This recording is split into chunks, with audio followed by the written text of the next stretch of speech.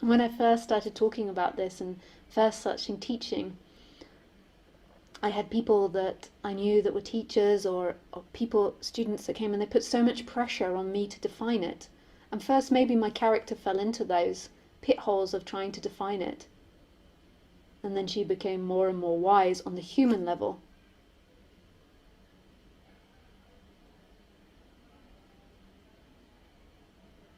That this character, the character is always evolving on the human level. But unless, at this point, when I'm speaking like this, unless you've had these energetic awakenings, you'll be disappointed by my answer because your mind will wanting to define it in this or that. When you've had these energetic awakenings, then you begin to see that it's not definable in that. And you begin to understand why I begin to get so unclear when it gets down to these details. Because you can't be.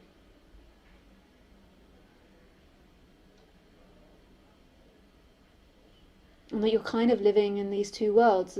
It's like this boundless freedom, and that's who you are, and then there's this character which is being experienced through, and it's like this character is speaking, but from here it doesn't feel like this character is speaking. There is just speaking happening, but to you it all seems like a character.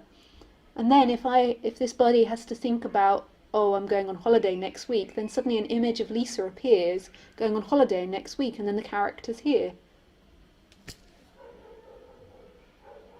And then it's like, then I have to imagine if I've been this way for 7 years, or the experience that I've had for 7 years, and then you imagine the character and what this character's had for 7 years, and it's impossible.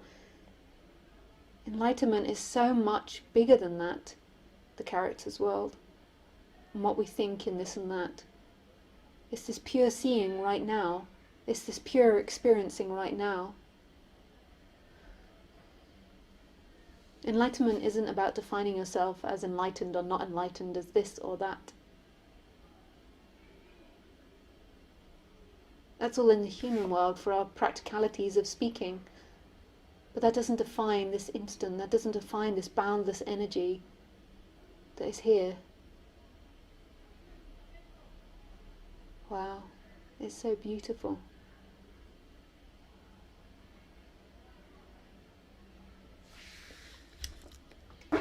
In your answer about enlightenment, it sounds like you're working hard for many years before it happened, pushing yourself to limits. This is not the first time I hear enlightenment is not for lazy ones. Although I practice calmness and being cautious and present, maybe I will become more active naturally when the time comes.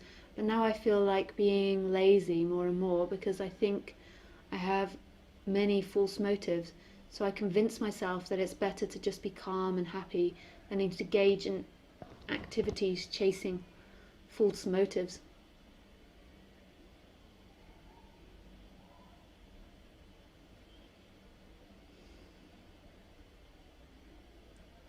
Your question feels heavy, or your words feel heavy. So maybe just recognize what's happening in you right now. Like you can ask yourself the question, what do you want from me? Like honestly, what do you want from expressing that? So just see, so your mind has this surface level, well, I want an answer to this, I want to know this or that. But just see if you can follow it back and back and back and back. Eventually, if you keep following it back, you'll get to no place. But you'll get to really this very subtlety of expressing. And you'll notice at some point what you want. Ultimately, what you want is freedom, but then on the human level, you're going to have a want as well. What the human wants.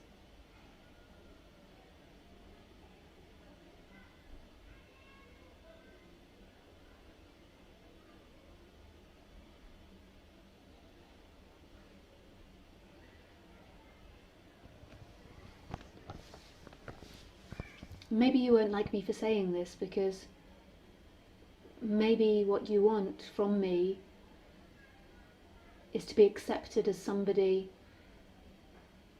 with a certain outlook or a certain way of saying something, and then if I don't accept that, then you feel like you're not liked, and then you will reject me. So just notice what's going on in your body. Notice those dynamics. Feel it. Don't let the mind convince you of anything. Just be fresh to every moment. Thank you though for engaging. It's really beautiful and courageous. Many people are too afraid to even engage.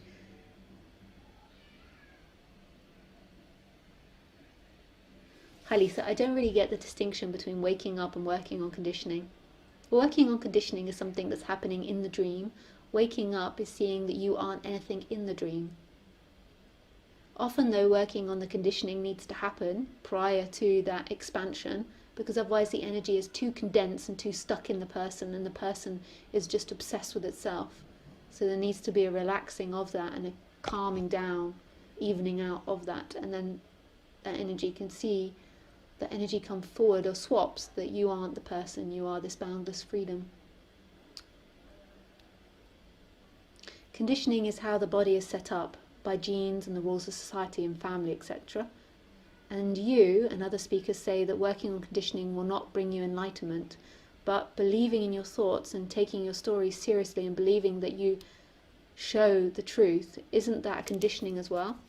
Yeah, but I just answered your question. Notice that also the mind stays in confusion, because that's a conditioned thing as well. But just keep listening to my talk and it'll become more and more clear if you're confused.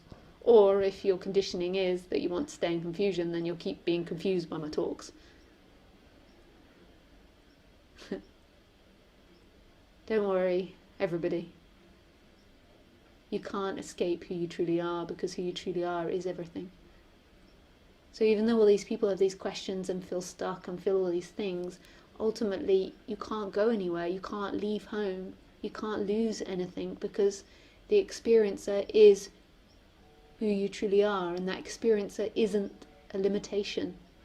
The experiencer is this boundless freedom.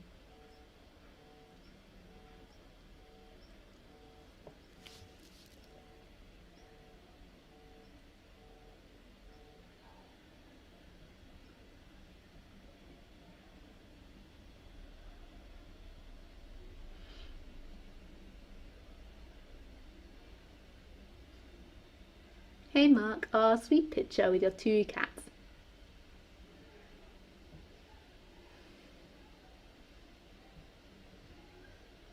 Hi Lisa, how are you today? Jose. I'm good, thank you. You look like it's hot there. Actually, it's not so hot. It's not as hot as it has been. But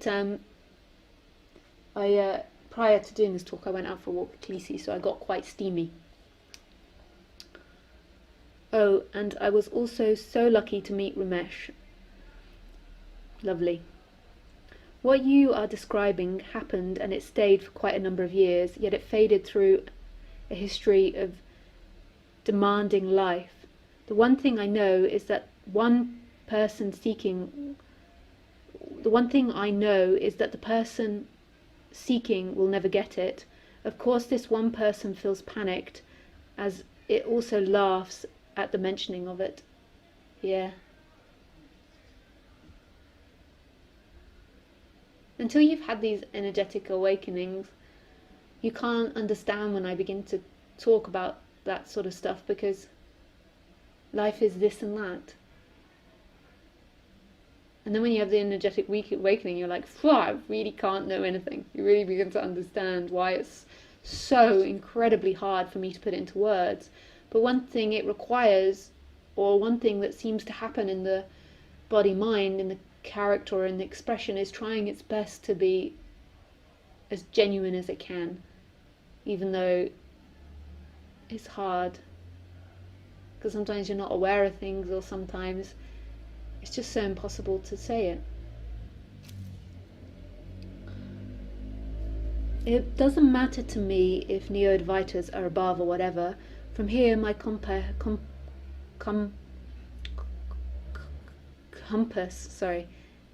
is that it resonates. That's exactly it. That's the most important thing.